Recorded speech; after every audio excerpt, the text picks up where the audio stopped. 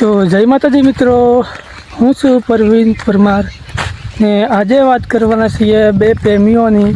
તો મિત્રો, એ બે પ્રેમી એકબીજાને ખૂબ જ પ્રેમ કરતા હતા અને એમના ઘરવાળોને છોકરીએ વાત કરી તો એ ઘરવાળો એમનો રાજી નહોતો।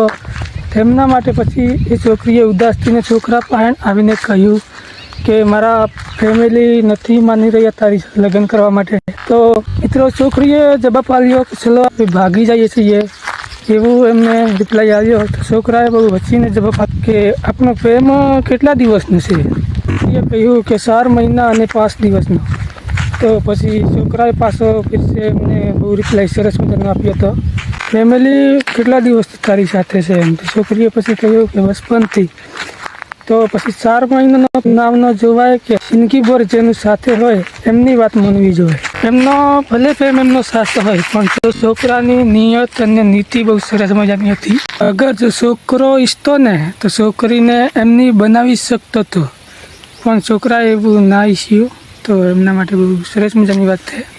છોકરાએ બહુ હસીને જવાબ એમને આપ્યો હતો કે આટલાથી હવે આપણો સંબંધ પૂરો કરીએ છીએ અને તારા ફેમિલી જ્યાં તું લગ્ન કરી લીધી, હું પણ મારી રીતે જિંદગી જીવી લઈશ અને તું પણ તારી રીતે જિંદગી જીવી લેજે। તો પછી છોકરીને તો આંખમાંથી પાણી આવી ગયું હતું અને તારી ફેમિલીની વાત એકદમ સાચી છે, તારે એમની વાત માનવી જોઈએ।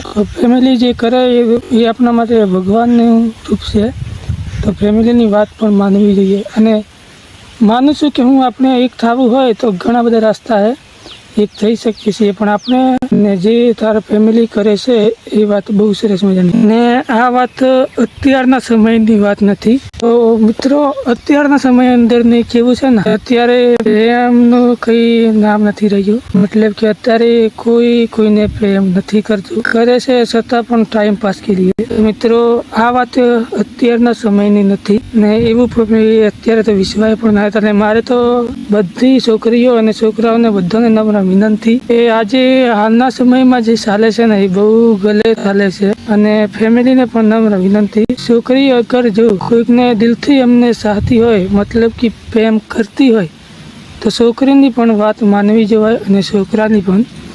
તો એમને છોકરીને તો પણ પારકે હાલવાની હોય શકે છે, તો એ એમની સાથે ખુશ હોય તો એમની સાથે એમનું લગ્ન કરાવે તો કેટલું સારી વાત છે। તો આ ફેમિલીને પણ એક નમ્ર વિનંતી છે કે છોકરીને અને છોકરાને પ્રેમને પણ થોડું સમજો, અને ભાગીને એકબીજાનું થઈ જવું એ તો બહુ ગલત વાત છે મારા અંદાજથી। એ તો ના જ કરવું જોઈએ, ભાગીને તો ક્યારેય એ તો ના કરવું જોઈએ। મતલબ ને હા મિત્રો, આ મતલબ આ કહાની નથી, એક ઘટના બની છે, તો આપ લોગ સમજી ગયા હશો કે હું શું કહેવા માંગુ છું એમ। तो चलो હવે मिलते हैं अगले वीडियो में नवा टॉपिक के साथ।